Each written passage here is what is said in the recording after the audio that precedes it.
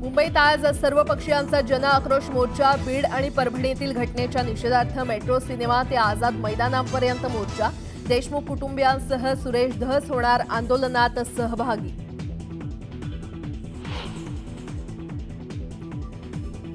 मराठा आरक्षणासाठी मनोज जरांगे पुन्हा मैदानात. आजपासून जरांगे करणार आंदोलन. कुटुंबापेक्षा समाज महत्त्वाचा म्हणत न्यूज 18 लोकमतवर जरांगे पाटील भाऊक.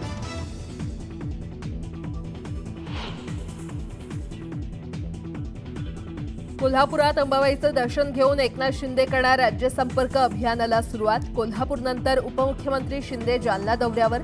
मतदारांचे आभार मानण्यासाठी जालन्यात जाहीर सभा.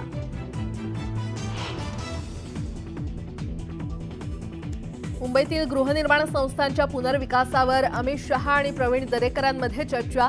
स्वयं पुनर्विकासाला चालना देण्यासाठी अट शिथिल करण्याची मागणी मान्य करण्याचं शहांचं आश्वासन.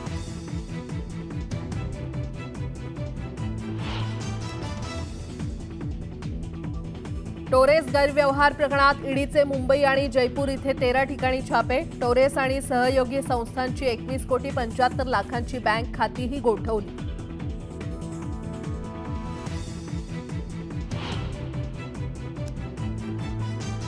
एसटी, रिक्षा आणि टॅक्सीचा प्रवास महागला. एसटीच्या तिकीट दरात 15% वाढ. रिक्षाचं किमान भाडं 26 रुपये तर टॅक्सीचं भाडं 31 रुपये.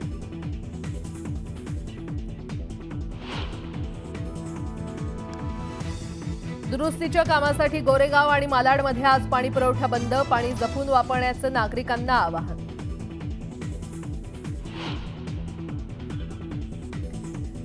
म्हाडाच्या कोकण गृहनिर्माण मंडळातर्फे 2147 सदनिकांसाठी लॉटरी. 5 फेब्रुवारीला दुपारी 1 वाजता मुख्यमंत्री आणि उपमुख्यमंत्र्यांच्या हस्ते लॉटरी काढणार.